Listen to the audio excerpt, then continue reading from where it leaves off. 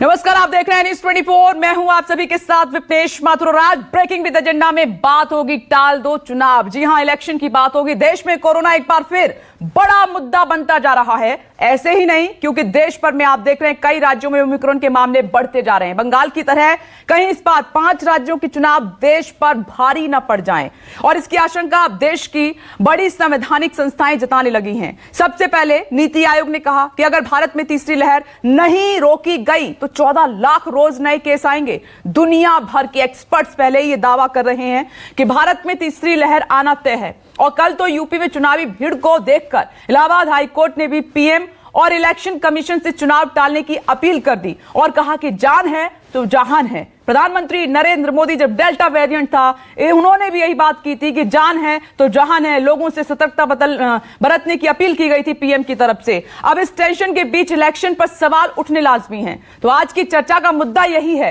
क्या पिछली बार से सबक लेकर ओमिक्रॉन को रोकने के लिए चुनाव टाले जाएंगे, या ओमिक्रॉन को रोकने वाले प्रोटोकॉल के साथ चुनाव कराए जाएंगे? क्या रैलियों की भीड़ खत्म कर वर्चुअली प्रचार किया जाएगा? और क्या चुनाव टालने की नौबत आएगी तो लोगों की जान बचाने के लिए चुनाव टाल दिए जाएंगे? इन मुद्दों पर बात करने के लिए हमारे साथ जमीनी माहौल बताने के लिए राजीव रंजन और एक बड़ा पैनल इस वक्त मौजूद है। 4 तस्वीर इस वक्त आपकी टीवी स्क्रीन पर।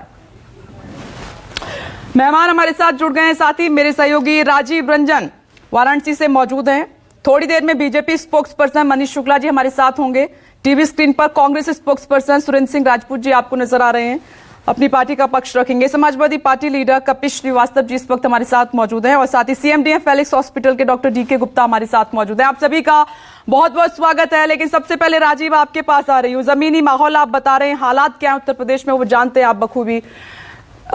राजीव, जान है तो जहान है, ये बात सबको समझ में आती है। पीएम ने भी कई मर्तबा दोहराया पिछले इलेक्शन में। लेकिन क्या वाकई में ये नेताओं को समझ में आ रहा है कि जान है तो जहान है?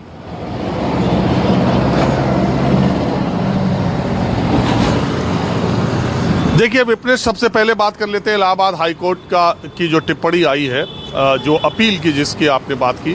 दरअसल बात यह है कि एक दूसरा केस था, उसका कोई कोरोना से या कोई चुनाव से लेना देना नहीं था। एक दूसरा केस था, उस केस की सुनवाई करते हुए जज ने ये कहा, हाईकोर्ट के जज ने ये कहा कि यहाँ पर रोज इस हमारी अदालत में 400 केसेस लिस्ट हो रहे हैं और अधिवक्ताओं की इतनी ज़्यादा यहाँ पर भीड़ हो रही है, सोशल डिस्टेंसिंग कहीं हो नहीं रहा है, और हम रोज़ अखबार में पढ़ रहे हैं। अभी आज ही पढ़ा, उन्होंने कल कहा कि आज ही पढ़ा कि 1000 ओमिक्रॉन के मामले आए हैं। ऐसी स्थिति में कहीं पर सोशल डिस्टेंसिंग नहीं, और हम उस चीज़ का ख्याल नहीं रख रहे हैं। हम ये भी देख रहे हैं कि रोज़ रैलियाँ हो रही हैं, रोज़ भीड़ हो रही है, और ऐसी स्थिति आती जा रही है, और इसमें चुनाव होने जा रहे हैं। तो क्या चुनाव को टाला नहीं जा सकता है? क्या मसला ये है।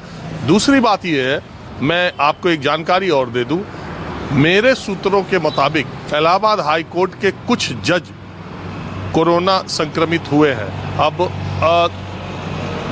2-3 का नाम बताया गया है सूत्रों के मुताबिक। इसकी पुष्टि, आधिकारिक पुष्टि नहीं है, लेकिन 2-3 जजेस कोरोना पॉजिटिव हुए हैं। इसलिए वो जो हाई कोर्ट के जज थे उनकी एक चिंता स्वाभाविक थी। निश्चित तौर पर कोरोना के मामले बढ़ भी रहे हैं, रोज आप देख ही रहे हैं ओमिक्रॉन के 1000 से मामले ज़्यादा आने लगे हैं। ये बात तो दूसरी हो गई। अब बात यह है कि यही हाई कोर्ट इलाहाबाद है जिसने पिछले साल कोरोना की दूसरी भयंकर जब लहर चल रही थी, तब इसी हाई कोर्ट ने उत्तर प्रदेश के ग्राम प्रधान के चुनाव कराने की तारीख को टालने से मना कर दिया, और इसी हाई कोर्ट ने तय समय के भीतर ही ग्राम प्रधानों के चुनाव कराए। इसका आरोप योगी आदित्यनाथ की सरकार पर लगा कि ग्राम प्रधानों के चुनाव के दौरान प्राइमरी स्कूल के टीचर्स और तमाम सरकारी कर्मचारियों की मौत हुई, कोरोना संक्रमित हुए। लेकिन दरअसल ये इलाहाबाद हाई कोर्ट की लखनऊ बेंच का ऑर्डर था कि नहीं, ये चुनाव टाले नहीं जाने चाहिए, ग्राम प्रधान के चुनाव कराए जाने चाहिए। तो इलाहाबाद हाई कोर्ट की लखनऊ बेंच का ये आदेश भी है।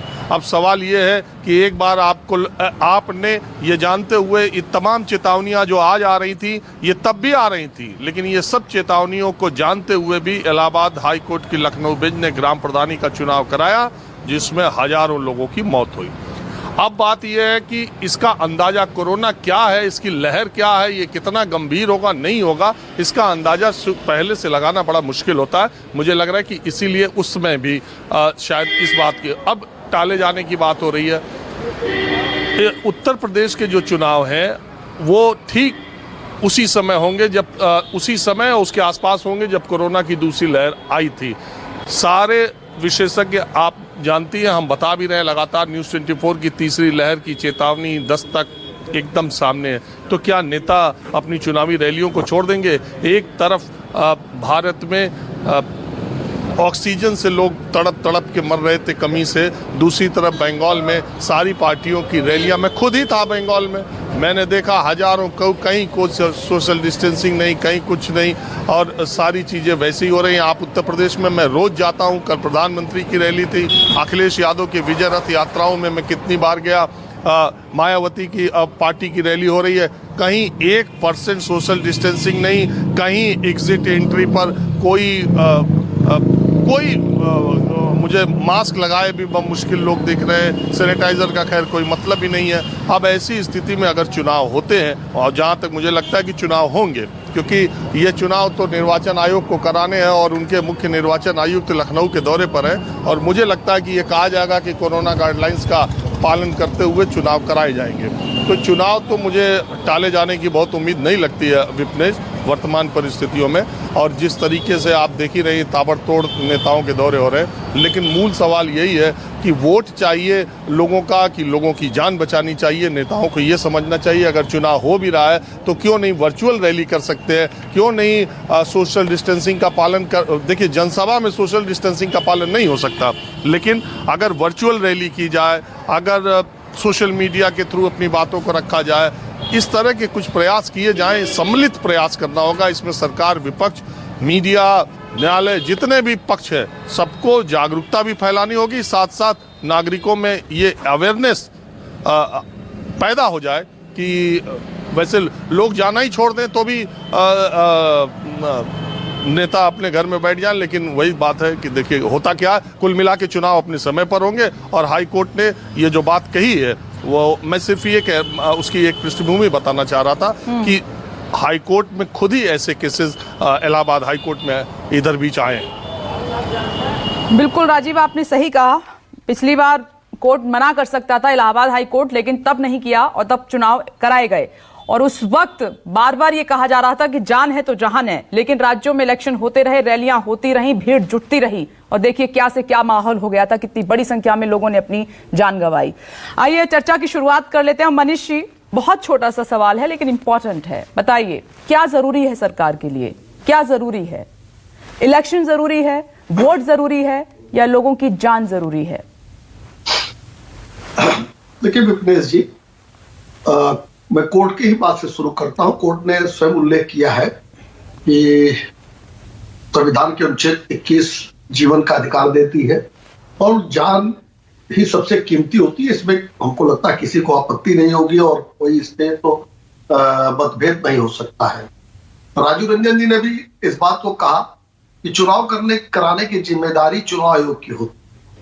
ओमिक्रॉन के खतरों को देखते हुए केंद्र सरकार अलर्ट है, राज्य सरकारों को पत्र लिखा गया है, कोरोना एप्रोप्रिएट बिहेवियर हो, और जो तैयारियां जिला स्तर की हैं, पीएससी और सीएससी के स्तर पर है, उसकी तैयारियां रखें। तो मुझे लगता है कि कुछ चीजें ऐसी हैं इस पूरे डिबेट में जो हम लोग के अधिकार क्षेत्र के बाहर की हैं, और चुनाव कराने की जिम्मेदारी चुनाव आयोग की है।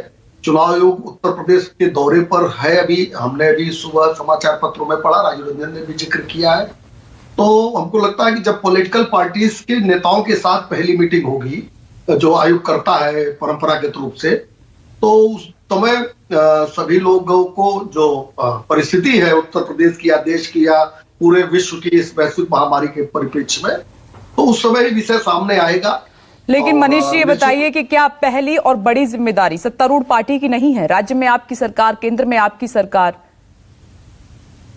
मैंने कहा ना कि अभी आयोग दौरे पर है और पहली बैठक वो पॉलिटिकल पार्टी, सभी ऑल पॉलिटिकल पार्टीज के नेताओं की मीटिंग बुलाता है, सभी लोग उसमें रहते हैं। और देखिए, चुनाव एक सामूहिक जिम्मेदारी होती है। सरकार होने के नाते से चुनाव को व्यवस्था देना सरकार का काम है। और जब चुनाव में राज्य होता है, देश होता है, तो सभी पॉलिटिकल पार्टी नहीं, ये जो उत्तर प्रदेश में प्रधानमंत्री नरेंद्र मोदी, मुख्यमंत्री और आपके बड़े नेताओं की रैलियों में इतनी बड़ी भीड़ जुट रही है, उससे आपको डर नहीं लग रहा है क्या? कौन सा प्रोटोकॉल का पालन वहां पर हो रहा है, जब नीति आयोग कह चुका है, एक्सपर्ट्स कह चुके हैं कि अगर नहीं संभले तो बुरे हालात हो जाएंगे ओमिक्रॉन की वजह से? नहीं, केंद्र सरकार सचेत है, राज्य सरकारों को भी सचेत रहने को कहा गया है, तैयारियों को ठीक करने को कहा गया है।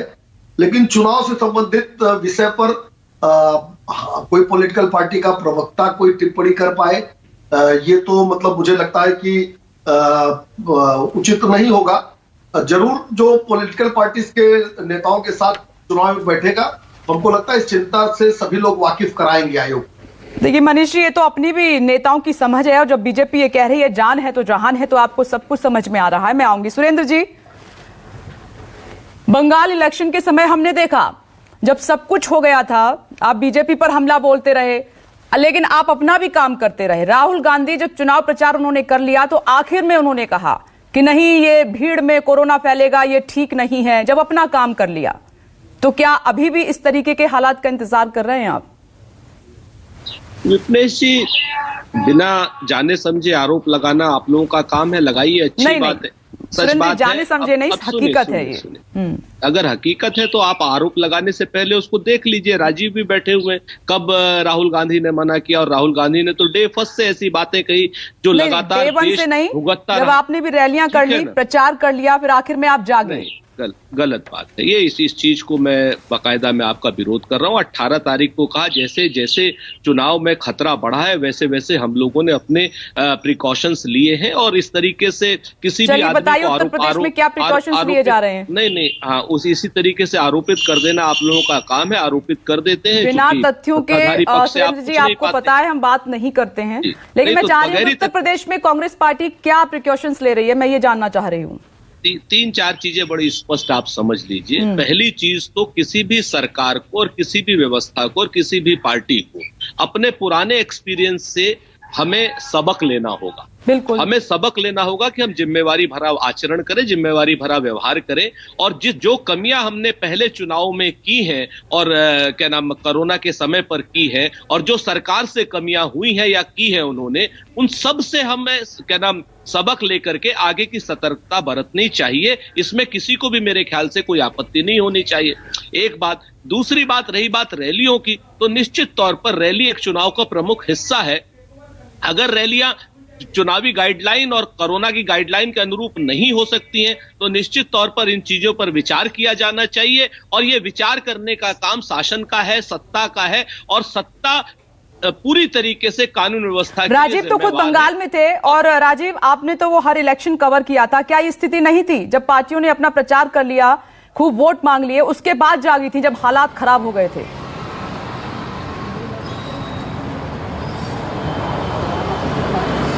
देखिए, बंगाल उस वक्त सबसे ज्यादा इन्फेक्टेड, अगर कोलकाता शहर को कहा जाए तो सबसे ज्यादा इन्फेक्टेड कोरोना से कोलकाता। हर दूसरा आदमी जो टेस्ट हुआ था, जितना टेस्ट हुआ था, हर दूसरा आदमी पॉजिटिव पाया जा रहा था। मैं देखिए नेताओं की, सारे लोगों की जो पैनल में बैठे उनकी भी, और जो अपने अपने पार्टी के चलाने वाले नेता, सबकी भाषा एक तरह की आएगी। लेकिन सवाल ये है कि मैं तीनों पार्टियों के जो पैनल के लोग हैं उनसे ये पूछना चाहता हूँ कि देश ये जानना चाहता है, या मैं भी ये जानना चाहता हूँ, वो कौन सी पार्टी पहली पार्टी होगी जो ये कहेगी कि कोरोना प्रोटोकॉल कोरोना का खतरा बहुत ज्यादा है, इसलिए हम अपने मतदाताओं तक अब कभी भी फिजिकल रैली नहीं करेंगे। आप हमारी जनसभाओं में मत आइए, आपको कोरोना हो सकता है, हम वर्चुअली आपको संबोधित करेंगे। इतने बज के इतने मिनट पर हम फेसबुक पर आएंगे, इतने बज के इतने मिनट पर हम ट्विटर पर आएंगे, या जो भी माध्यम है उस पर आएंगे। आप तक पहुंचने का दूसरा जरिया है। आप अपने विवेक का इस्तेमाल करो, आप जैसे मन करे वैसे अपनी पसंद और नीतियों को देख करके वोट दो, नहीं दो, लेकिन हम फिजिकल रैली नहीं करेंगे। राजीव, मैं इसका जवाब कपिश जी से ले लेती हूं, आपने सीधा सवाल कर लिया है। कपिश जी, जवाब दीजिए। की कोशिश करते हैं तो पहला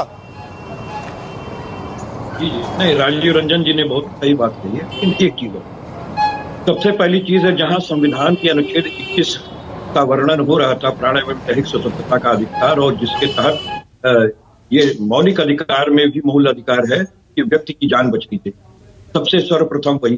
लेकिन उसी के साथ ही वो की पालनकर्ता हमारी सरकार होती है, उस सरकार का गठन समय पे हो जाए, ये भी हमारा संविधान कहता है कि एक दिन बिना भी हमारा देश या हमारा प्रदेश सरकार के बगैर नहीं रह सकता। अब मैं दूसरी बात कहूँ, इन सारी चीजों में अभी समय लगेगा क्योंकि तमाम संशोधन करे आदमी तब फिर उस पे आए। लेकिन निश्चित तौर पे हम ये बात कहेंगे कि अगर ओमिक्रॉन का खतरा बढ़ रहा है तो इसमें आत्मचिंतन करने की सभी को आवश्यकता है, चाहे वो राजनीतिक दल हो, चाहे हमारी वो सरकारें हो, और चाहे चुनाव आयोग हो। क्योंकि देखिए, हाई कोर्ट ने जो अपनी बात कही, टिप्पणी कही, ये ठीक है कि हाई कोर्ट ने अपने पिछले अनुभवों से कुछ सहजता समझी होगी, तब इस बार वो इस तरीके की बातें कह रहे हैं।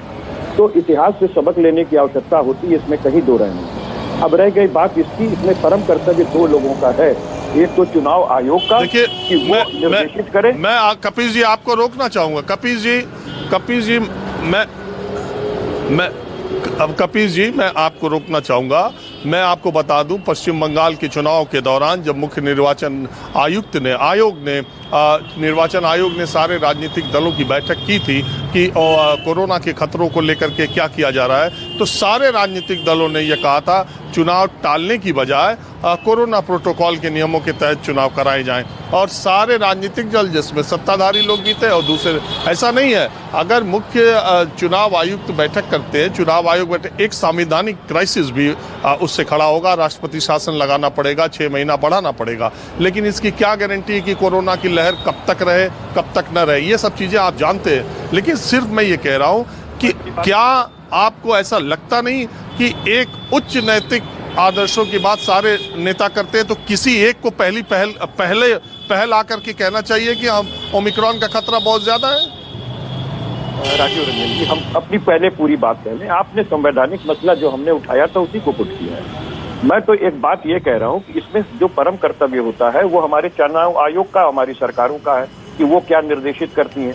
ऑल पार्टी की मीटिंग की जानी चाहिए, इस मसले पे सभी से अपने व्यू लेने चाहिए। और अगर आप उसको ये चाहते हैं कि कुछ विनियमित कर दिया जाए, तो अगर सारे दल तैयार होते हैं, सरकार हमारी अगर एक नियम कानून लेकर के आती है तो बिल्कुल उसका सब अनुपालन सुनिश्चित करेंगे। लेकिन एक चीज तो ये भी है ना कि सभी को मालूम था कि तीसरी लहर भी आ सकती है, और ओमिक्रॉन कहीं भारत से तो शुरू हो नहीं रहा है, बाहर से शुरू हो रहा है। अंतर्राष्ट्रीय उड़ानों पे अगर समय पे ही अगर रोक लगा दी गई होती तो ये सरकार आगे इलेक्शन बहुत आराम से करा सकती थी और कहीं कोई दिक्कत नहीं होती, जिस परंपरागत तरीके से चुनाव होता रहता। लेकिन सरकार तो जानबूझ करके छोड़ी रहती है, अंतर्राष्ट्रीय बॉर्डर इतने देर बाद सील करती है जब पूरा भारत प्रभावित हो जाता है। तो ये तो सरकार का मसला है। लेकिन हम एक बात जरूर कहेंगे कि ऑल पार्टी मीटिंग कीजिए, ऑल पार्टी मीटिंग कीजिए। ऐसा है, चुनाव आयोग और हमारी सरकारें अगर कोई नियम लेकर के आती हैं तो सारी पार्टियां उस पर विचार करके उस पर आगे बढ़ेंगी। लेकिन चुनाव तो समय पे हो जाने चाहिए, सरकार का गठन भी हो जाना चाहिए। ये बात मनीष जी, ये बात ठीक है कि हम लोग जो हैं उसमें अगर रैलियों पे रोक लगाई जाती है तो वर्चुअल माध्यम हो और सरकार इसका इंतजाम करे कि जितना उनको दूरदर्शन पे समय मिले या अन्य चैनलों पर अपनी बात रखने का समय मिले, उतना ही हर पार्टी को समय मिलना चाहिए। बिल्कुल राजीव, मैं आती हूं, एक छोटा सा ब्रेक मुझे डिस्कशन में लेना पड़ रहा है। ब्रेक के बाद इस चर्चा को आगे बढ़ाएंगे और डॉक्टर साहब ब्रेक के बाद आपसे सवाल होगा। नमस्कार, मैं हूं मानक गुप्ता। अगर आपको हमारा ये वीडियो पसंद आया हो तो इसे लाइक और शेयर जरूर करें, और हां, हमें सब्सक्राइब और फॉलो करना ना भूलें ताकि आप देश और दुनिया की कोई खबर मिस ना करें। तो जुड़े रहिए हमारे साथ और देखते रहिए न्यूज़ 24।